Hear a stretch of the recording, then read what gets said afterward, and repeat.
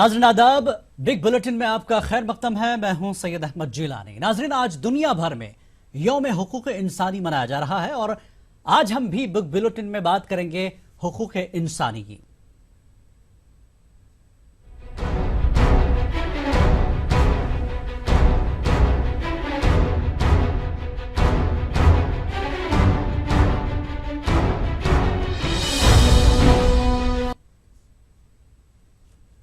नाज़रीन, 10 दिसंबर 1948 से हर साल इस दिन को हुकूक इंसानी के तौर पर मनाया जा रहा है।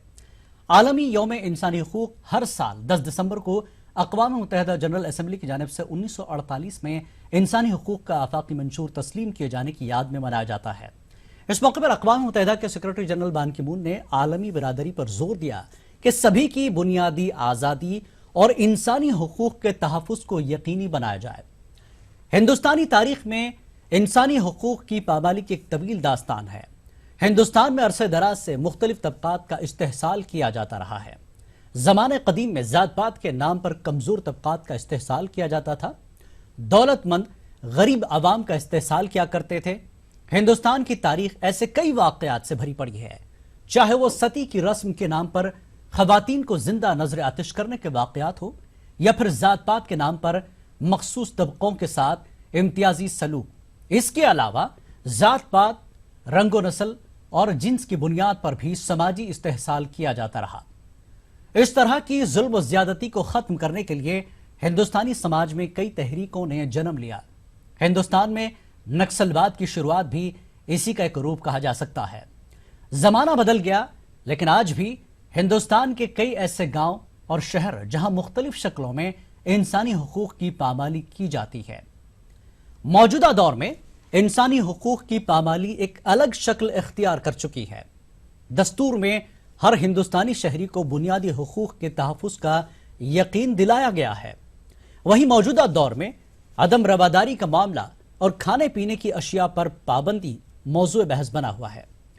इन वाक़यात के चलते इंसानी हुकूक के ग्रुप ने हिंदुस्तान में अक़लियतों और दलितों के साथ किए जाने वाले बर्ताव, ख़वातीन और बच्चों के हुकूक और तकरीर की आज़ादी पर पाबंदी के सिलसिले में हिंदुस्तानी हुकूमत को तनकीद का निशाना बनाया था। International human rights watch dog ने इंसानी हुकूक पर मबनी 25वीं सालाना आलमी रिपोर्ट में हिंदुस्तान में अक़लियतों और दलितों के इंसानी हुकूक की पामाली पर सवालात खड़े किए थे। इस रिपोर्ट में मुज़फ्फरनगर फसादात, कमज़ोर तबकात से ताल्लुक़ रखने वाले अफराद के हाथों से इंसानी फजले की सफाई करवाने वाले जैसे वाक़यात का जिक्र भी किया गया। वहीं हमारे जमहूरी मुल्क हिंदुस्तान में किसी भी इंसान को आज़ादी, बराबरी और एहतराम के साथ ज़िंदगी गुजारने का हक हासिल है। हिंदुस्तानी आइन इसकी हक की हिफाजत की न सिर्फ ज़मानत देता है, बल्कि इसकी खिलाफ वर्जी करने वाले को सज़ा भी देता है।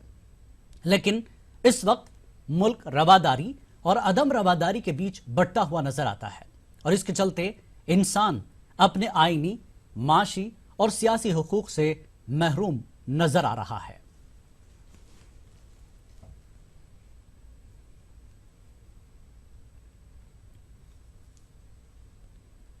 और भाई, इस पूरे मुद्दे पर बात करेंगे। हमारे साथ कुछ खास मेहमान भी जुड़ चुके हैं, जिनका मैं तारुफ करता दूं। दिल्ली से हमारे साथ जुड़ चुके हैं वीके शर्मा, सीनियर जर्नलिस्ट हैं, और हाजी यूसुफ कुरैशी, जो कि एग्जीक्यूटिव मेंबर है जमीयत उलमा हिंद के। और साथ ही बता दूं, बेंगलुरु से हमारे साथ जुड़ चुके हैं मुख्तार अहमद, प्रेसिडेंट कर्नाटका मुत्तहिदा मुस्लिम तहरीक। आप तीनों मेहमानों का खैर मकदम है हमारे इस प्रोग्राम में। सबसे पहले जानना चाहूंगा वीके शर्मा जी, जिस तरह से मुल्क के हालात इस वक्त हैं, हम ह्यूमन राइट्स की बात कर रहे हैं, पूरे मुल्क की तस्वीर आपके सामने है, आप जर्नलिस्ट हैं, देख ही रहे हैं कि पूरे मुल्क में इंसानी हुकूक की क्या हालत है, ह्यूमन राइट्स की। अगर हम हिंदुस्तान की बात करें तो इस वक्त मौजूदा सूरत हाल आपको किस तरह से नजर आती है, ह्यूमन राइट्स को अगर जहन में रखें देखें तो? देखिए, जहाँ तक मेरा एक नज़रिया है कि जिस तरह से हिंदुस्तान के अंदर एक वातावरण तैयार किया जा रहा है इंटॉलरेंस का, असहनशीलता का, तो वो कहीं ना कहीं एक मानव अधिकार का एक मुद्दा तो बनता है। लेकिन कहीं ना कहीं आप ये देखेंगे कि ये सब चीज़ें एक मनगढ़ंत और एक वातावरण में, मतलब एक राजनीतिक षड्यंत्र के तहत इन सब वातावरण को तैयार किया जा रहा है। भारत जो है, इतिहास गवाह है कि भारत जो है संतों, पैगंबरों की एक भूमि रहा है, जिसका एक अपना एक उद्देश्य रहा है, हमेशा मानवता का साथ दिया है। ऐसी भूमि के ऊपर मुझे नहीं लगता कि कहीं असहनशीलता का कोई वातावरण है। अगर कोई राजनीतिक पार्टी इन सब चीजों को मुद्दा बनाकर अपनी रोटियां सेकना चाहती है तो वो शायद हम सब के लिए घातक होगा। और मैं कहना चाहूंगा इस आपके चैनल के माध्यम से कि सभी राजनीतिक जो पार्टियां हैं, भारत के लोगों की मानसिकता से, उनके धर्म से, उनकी संवेदनाओं से खिलवाड़ ना करें, इसके परिणाम बहुत घातक होंगे। और मानवाधिकार के लिए जितना भारत संवेदनशील है, जितना भारत जागरूक है, उससे बड़ा उदाहरण तो मैं समझता हूं विश्व में कोई हो ही नहीं सकता, जहां सभी धर्मों को, सभी जातियों को, सभी धर्मों को, सभी को समानता का जो अधिकार दिया गया है। ये तो हमारी संवैधानिक, आप जितने भी हमारे संविधान देखेंगे उनमें सबको आपको देखने पर पता लगेगा कि भारत के अंदर कहीं भी इंटॉलरेंस और असहनशीलता नहीं है। हमेशा सबको समानता का अधिकार दिया गया है।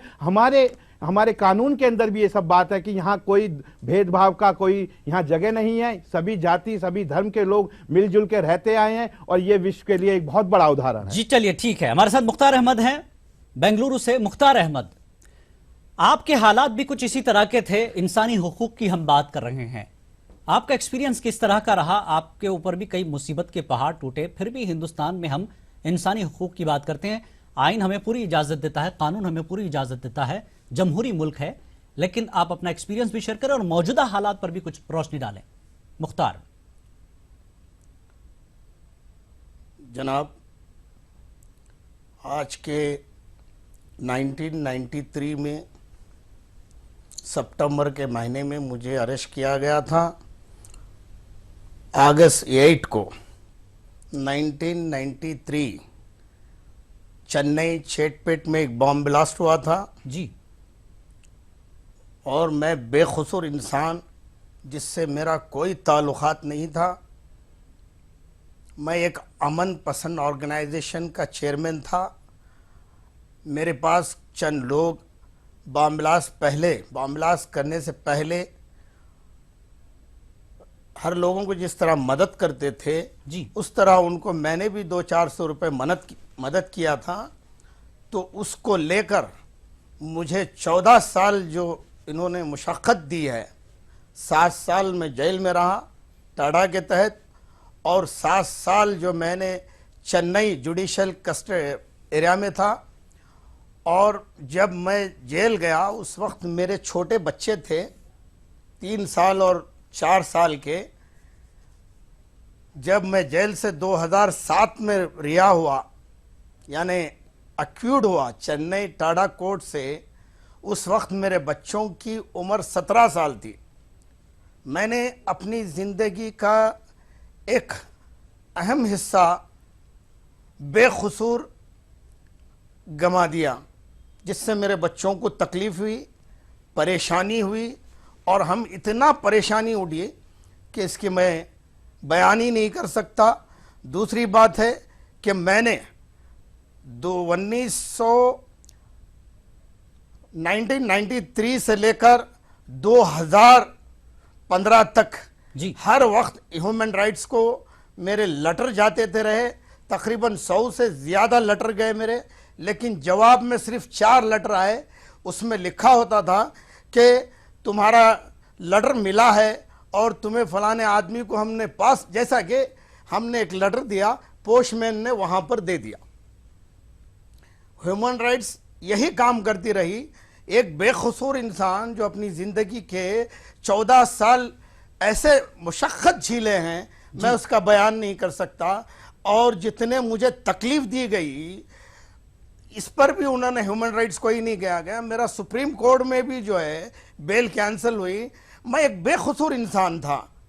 मैं एक सोशल एक्टिविटीज़ करता हूँ और कारोबार भी करता हूँ मैं, फिर भी मुझे जो इतनी तकलीफ़ दी कि यहाँ की ह्यूमन राइट्स को अदालत से भी भेजा गया, जेल से भी भेजा गया। मेरी बीवी डायरेक्ट जाकर दी। दिल्ली में मेरे दोस्त जाकर ह्यूमन राइट्स से भी मिले जी। सैयद कलीमुल्लाह शाह और गुलाम गौस साहब ने दिल्ली में ह्यूमन राइट्स से जाकर मिले और बताए कि ये बेखसूर इंसान है। मेरे लिए तमाम मसाजिदों के, बेंगलोर के अंदर तमाम मसाजिदों के इमामों ने, वहाँ के मुसल्लियों ने हर जुमा के बाद हर मगरिब के बाद दुआ करते थे कि जी, मुझे इन कुछ हालात नहीं के हुआ। बाद मुख्तार, में इन हालात 2000 के बाद इंसानी हुकूक को लेकर आपके क्या इक़दामात रहे? आप क्या सोचते हैं कि ये तस्वीर कैसे बदली जाए? मुख्तार, देखिए, ह्यूमन राइट्स जो है इसको एक मजबूत बनाना चाहिए। ह्यूमन राइट्स से हमें कोई फायदा नहीं है। ह्यूमन राइट्स सिर्फ एक पोस्टमैन का काम कर रही है।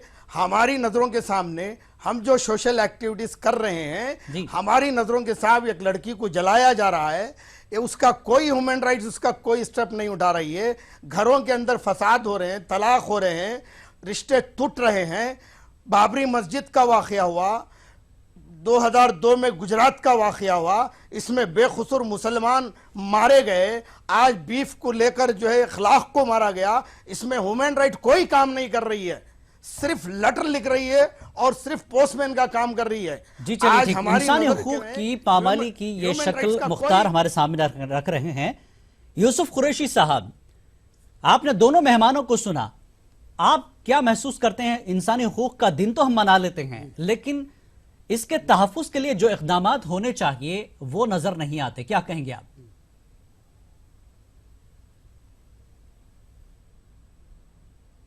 देखिए, ये बात तो सही है, हिंदुस्तान के आईन में सबको बराबर के हुकूक दिए गए हैं, और लेकिन ज़मीनी सतह पर अमल दरामद जो है वो हुकूक इंसानी के तौर पर अगर देखा जाए, कुछ तबकात के साथ हमेशा से इस्तेहसाल होता रहा है, और आज भी बहुत बड़ा तबका जिसको अक़लियत कहा जाता है वो इस्तेहसाल के शिकार हैं। और इस इस्तेहसाल की शिकार की वजूहत ये हैं कि आईनी तरीके पर भी बहुत से मौके पर ऐसा किया गया है जिसको नज़रअंदाज किया गया है। इस मुल्क के अंदर बहुत फिसादात हुए, और फिसादात की जांच के लिए बहुत इंक्वायरी कमीशन बनाए गए, और इंक्वायरी कमीशन ने जो देखा कि एक खास मखसूस तबके के लिए, अक़लियती तबकों की जान और माल, उसकी अमलाक को तबाह किया गया। जो उनके हुकूक होने चाहिए तो उनको तबाह और बर्बाद कर दिया गया था। जो उनको जिंदगी गुजारने का हक था, अपने कारोबार करने का हक था, उनको बाइज्जत जिंदगी गुजारने का हक था, उसको जिंदगी से, उन तमाम हुकूक से महरूम कर दिया गया। और इन्हीं की जांच के लिए मुख्तलिफ हुकूमतों ने मुख्तलिफ मौक़ों पर मुख्तलिफ सूबाई हुकूमतों ने हुकूक के लिए जांच के कमीशन बनाए। लेकिन बहुत ही अफसोस की बात है, दुख की बात है कि आज तक उन कमीशनों की रिपोर्ट को सर्द खाने में डाल दिया गया और उन किसी भी रिपोर्ट पर अमल दरामद नहीं किया गया। यही जैसे बीफ का मसला, दादरी का मामला हुआ, अखलाक की शहादत हुई, वो इस अंदाज के नामालूम, वो तो एक बहुत बड़े लेवल पर हमारे मुल्क की जो हुकूक इंसानियत का मसला है, जो पूरे मुल्क के अंदर आलमी तौर पर मनाया जाता है। क्या हम लोगों को सोचना चाहिए, हुकूमत को भी सोचना चाहिए कि इस अंदाज के वाक़यात से हमारे मुल्क की जो शाख है वो दागदार होती है, और मुल्क को और मुल्क के पूरे मुल्क को शर्मिंदगी का इसको इजहार होता है। इन फिसादात पर अगर हुकूमत ईमानदारी से, दियानतदारी से सख्ती बरतें और इंसानी हुकूक के तहफ़्फ़ुज़ के लिए अमली तरीके से इक़दाम करें, और जो कमीशन ने मुख्तलिफ मौक़ों पर रिपोर्टें दी हैं उनकी तहफ़्फ़ुज़ के लिए, हिफाजत के लिए, कारोबार के लिए, इज्जत के लिए, आबरू के लिए, और उसको बावकार इस मुल्क के अंदर तामीर और तरक्की में बराबर हिस्सेदारी निभाने के लिए, तो इसे कानूनी तहफ़्फ़ुज़ देना होगा। लेकिन आप देख रहे हैं कि इस मुल्क के अंदर न जाने किन किन मौके को ऊपर एक खास तबके को, मखसूस तबके को, अक़लियत को खास तरीके से निशाना बनाया जाता है। कभी उनके मजहबी जज्बात को मजरूह किया जाता है। अभी देखिए कि रहमतुल्लाह आलमीन हुज़ूर अकरम हज़रत मोहम्मद सल्लल्लाहु अलैहि वसल्लम के ऊपर अभी हाल में एक बयान आया, और पूरे मुल्क के लोगों के दिल को और बहुत दुख हुआ। ऐसी शख्सियत, ऐसी आलमी शख्सियत जो हिंदुस्तानी नहीं बल्कि पूरे आलम के अंदर पूरा एहतराम किया जाता हो, दुनिया के अंदर उसको मानने वाले हों, और उसको इस मुल्क के अंदर, इस जमहूरी मुल्क के अंदर इस अंदाज से बयान, लेकिन हुकूमत की जानिब से ऐसे शख्स के लिए कोई कानूनी कार्रवाई नहीं की जा रही है। लोग मजबूरन मुजाहरा कर रहे हैं, एहतजाज कर रहे हैं, और तमाम शहरों के अंदर, जिलों के अंदर अखबारात हो, प्रिंट मीडिया हो, और आपका इलेक्ट्रॉनिक मीडिया हो, तमाम मीडिया इसको उजागर कर रहा, लेकिन आज तक कोई कार्रवाई नहीं हुई। मुजफ्फरनगर के फिसाद में हुकूक की पामाली से ज्यादा क्या होगा? मैं मुजफ्फरनगर में अभी भी वो लोग जिनको बाइज्जत तरीके से अपने घरों के अंदर रहने का हक है, और पूरे आलम ने और आपको यूएनओ ने अख्तियार दिया है, और दुनिया का हर मजहब, जो दुनिया में जितने मजहब हैं, सबको इंसान को जीने का हक देता है, लेकिन मुजफ्फरनगर के फिसादात के मजलूमीन आज भी बगैर छत के कैंपों के अंदर रह रहे हैं। उनको आंसू पूछने के लिए चंद इमदाद तो हुकूमतें दे देती हैं, लेकिन जो आबरूरेजी हमारी बहनों की गई है, जो जुल्म जबर किया गया है, मकानात की आगजनी की गई है, और उन लोगों ने बेसहारा होकर अभी भी बहुत बच्चियां बगैर शादी के बैठी हुई हैं, तो ये क्या है? हम पूरे मुल्क को, पूरे हिंदुस्तान को, तमाम हुकूमतों को देखना चाहिए। यहाँ खास तरीके से जिक्र करूंगा, उत्तर प्रदेश में ये हुकूमत आई है, यहाँ ओबीसी के नाम पर रिजर्वेशन का मामला है, लेकिन इस रिजर्वेशन के अंदर एक मखसूस खास तबके को बिरादरी के नाम के ऊपर जो हुकूमतों के अंदर नौकरियां हैं, जो नियुक्तियां जिनको कहते हैं, जो तकर्रुरियां हैं, वो बड़े पैमाने के अंदर की जा रही है। लेकिन होना ये चाहिए कि जो तबकात हुकूक से महरूम हैं और जिनको कमीशन ने, मंडल कमीशन ने और कानून ने, सुप्रीम कोर्ट ने उनको दर्जा दिया है हुकूक हासिल करने का, वो तो आज भी पूरे सूबे के अंदर पामाल किए जा रहे हैं। आज अगर देखा जाए कि उन लोगों को अपनी जिंदगी गुजारने के लिए, कुल मिलाकर आज भी ना बराबरी का सिलसिला जारी है। वीके शर्मा जी, आपने दोनों मेहमानों को सुना, ना बराबरी का सिलसिला आज भी जारी है, ह्यूमन वायलेशन आज भी बराबर है। जब तक इस तरह की चीजें होती रहेंगी, वायलेशन होता रहेगा, तब मुल्क में इस तरह की फिजा बनती रहेगी। सरकार की कितनी जिम्मेदारी होगी और समाज की कितनी जिम्मेदारी होगी ताकि लोग और इंसान महफूज रह सकें? क्या कहेंगे आप? देखिए, पहले तो सबसे पहले मैं आपको बताना चाहूँगा कि ये जो ह्यूमन राइट्स की यहाँ बात हो रही है, ह्यूमन राइट्स के ऊपर एक कानून भी बन चुका है जो 28 सितंबर 1993 को बना। ये हम सभी जानते हैं। खाली ये आयोग का ही काम नहीं है, ये एक संवैधानिक एक प्रक्रिया है, और उस प्रक्रिया के तहत कोई भी हो, कोई जाति हो, कोई धर्म हो, कोई विशेष समुदाय हो, वो सबके लिए बराबर होता है, मेरा मानना ये है। लेकिन यहाँ किसी विशेष समुदाय को लेकर ये कहा जाए कि उसको बराबरी का हक नहीं मिल रहा है, उनको कहीं ना कहीं दबाया जा रहा है, तो मैं इस चीज का यहाँ पर विरोध करना चाहूंगा। ये भारत है, भारत की न्यायिक प्रणाली जो है इतनी मजबूत है, और इस प्रणाली पे सबको गर्व होना चाहिए कि समय समय पर जब जब कोई ऐसी बात हुई तो इस न्यायिक प्रणाली ने एक ऐसे उदाहरण पेश किए जहां कोई धर्म ना हो, जहां कोई जाति ना हो। तो इसलिए मेरे सबसे अनुरोध है, ठीक है, कुछ जब हम एक घर में रहते हैं, एक परिवार में रहते हैं, वहां भी झगड़े फसाद होते हैं, और तो ये तो एक बहुत बड़ा मुल्क है और यहाँ विभिन्न धर्मों और जाति के संप्रदाय के लोग रहते हैं, कहीं ना कहीं विचारधाराओं में मतभेद भी आ सकता है। लेकिन इतिहास गवाह है, जब जब देश के अंदर ऐसी परिस्थितियां पैदा हुई, तब सभी धर्म और जाति, चाहे हिंदू, मुसलमान, सिख, ईसाई, सभी ने मिलकर उनका डट के सामना किया है। अगर आज हम ये कहें कि मुसलमानों के साथ यहाँ अत्याचार हो रहा है, हिंदुओं को यहाँ प्रेफरेंस दी जा रही है, तो मैं नहीं मानता, क्योंकि ये इंडिया ही, भारत ही एक ऐसा देश है जहाँ समानता का अधिकार है। और आप विश्व के पटल पे देखिए। लेकिन शर्मा जी, लेकिन ये कुछ चीजें कुछ वक्त से ही दिखाई दे रही हैं। अब इस पर भी इल्जाम है कि कुछ करवाया जा रहा है, किया जा रहा है, लेकिन एक चीज दिखाई तो दे रही है कि क्या कुछ चल रहा है। बताना चाह रहा हूं, केवल और केवल ये राजनीतिक प्रोपेगेंडा है। ये राजनीतिक पार्टियां हैं जो केवल अपनी रोटियां सेकना चाहती हैं। इनकी मानसिकताओं को हमको समझना चाहिए, और हमें किसी के भड़कावे में नहीं, हमें वास्तविकता को देखना चाहिए कि वास्तविकता क्या है। क्योंकि अगर हम इन पार्टियों के इशारों पे चलेंगे तो नेचुरली कहीं ना कहीं ये दंगे फसाद हमेशा होते रहेंगे। तो मेरा कहने का मतलब यह है कि आप यहां पर चाहे कोई भी जाति, कोई भी धर्म हो, सभी के लिए न्याय बराबर है। चाहे आप न्याय, अगर आपको मानव अधिकार आयोग, हमारा मुल्क एक ऐसा मुल्क है पूरी दुनिया में, जमहूरी मुल्क है, आइन यहां पूरी आजादी देता है, फिर भी इस तरह के हालात होते हैं। लेकिन कहीं ना कहीं सियासत का हम शिकार हो जाते हैं, जिसकी वजह से इस तरह के हालात होते हैं। शर्मा जी जिस तरह से कह रहे हैं, सियासत से दूर रहे, सियासी शिकार ना बने, इसके लिए आप क्या मैसेज देंगे आज के दिन? मुख्तार। देखिए, मेरा कहना यह है कि ह्यूमन राइट्स यानी इंसानी हुकूक कमीशन को एक मजबूत बनाने से, कि जो मजबूर लोग हैं, जो बेकसूर जेलों में आज भी सड़ रहे हैं, उनके लिए तहकीकाती कमीशन यानी ह्यूमन राइट्स, उनके पास जाना है और उनके पास करना है। जो भी सियासी लीडर्स हैं या सियासी पार्टी हैं, वो अपनी दुकान चमकाने के लिए मजबूर लोगों को इसका शिकार बनाते हैं। उसमें एक हमारे सामने है इखलाक साहब का, जो शहादत पा गए हैं।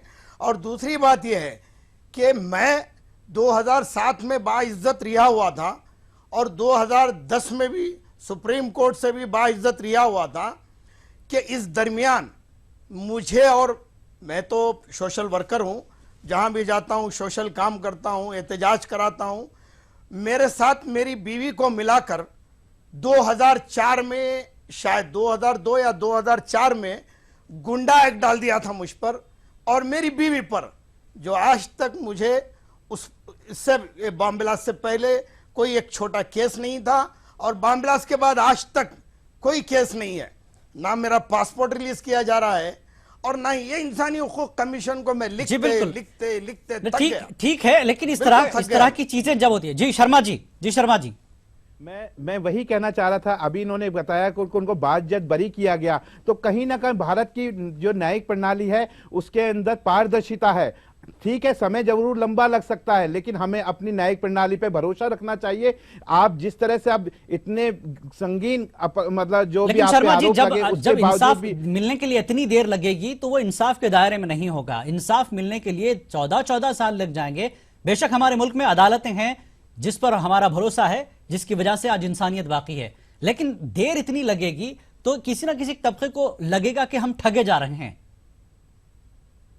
नहीं, मैंने वही बोला कि न्यायिक प्रणाली हमारी थोड़ा लंबी जरूर हो सकती है, लेकिन ये विश्वास हमें रखना चाहिए अगर हम ठीक हैं तो न्याय हमें जरूर मिलेगा। ये भारत की न्याय प्रणाली की एक विशेषता है। तो ये गवर्नमेंट को देखना चाहिए कि ये न्याय मिलेगा, ये न्याय मिलेगा। लेकिन मैं यही कहना चाह रहा हूं, ये भारत की सरकार से मैं यही यहां पे गुजारिश करना चाहूंगा कि जो न्यायिक प्रणाली है वो थोड़ा सा उसमें ध्यान दिया जाए, उसको शॉर्ट तरीके से जल्दी जो लंबित मामले हैं उनको निपटाया जाए। ये मैं भी यहां पे आपकी बात से इत्तेफाक रखता हूं कि न्यायिक प्रणाली जो है वो थोड़ा सा लंबा प्रोसेस ले जाती है, उसको हमें शॉर्ट करना होगा और जो विशेष मुद्दे हैं उनको लेकर हमें गंभीरता से जल्दी उनके ऊपर विचार करना होगा। जी यूसुफ कुरैशी साहब, इंसानी हुकूक की पामाली न हो, इंसानी हुकूक मिल जाए और हिफाजत हो इंसानों की, इसके लिए आज के दिन आपका मैसेज क्या होगा, इख्तिसार से बताएं।